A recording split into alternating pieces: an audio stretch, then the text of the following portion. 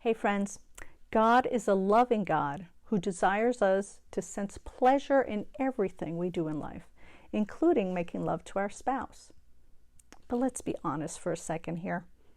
Do we humans consistently do things if there is nothing enjoyable in it for us? No. God not only wanted us to be pleased, but He made sex pleasurable so that humans would continue to make more humans. God knows who He made in us. If it wasn't pleasurable, humanity just may have ended with Cain.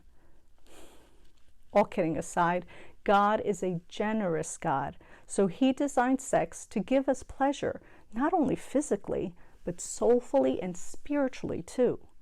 When we love our spouse and give each other all of who we are, we sense more of that completeness that comes with the abundant life.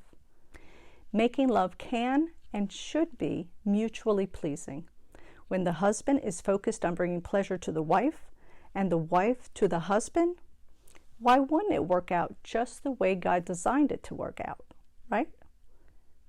But here is the sad truth. What God means for good and beauty, the enemy way too often turns into evil and ugly.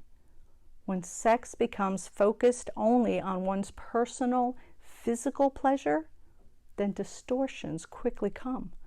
This is why vile things like prostitution, sex trafficking, pornography, and even extramarital affairs happen. Stop and pray to God for those caught up in these awful, demeaning institutions. Many are victims who feel like they have no choice, and the lies that they have no value only perpetuate their hopelessness. We must let our hearts break for the things that break God's heart. Pray for these broken and lonely souls today. Yet here we are talking about marriage. So when sex becomes all about me, myself, and I, then it loses its original objective, to make man and woman fully one. When sex becomes only about the individual's pleasure, it causes divisions instead of the deepest of unions. This should not be, my friends. If you are married, please don't be embarrassed to speak about this most sacred and lovely part of the marriage. While this is not the most important part of your relationship, it is meant to bring you both closer and closer together as you become one. So it is important to talk about it.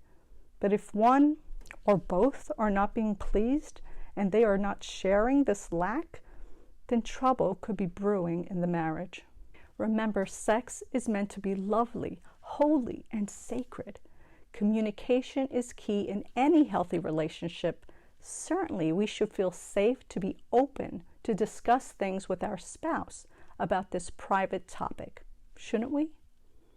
Trust God and make the effort.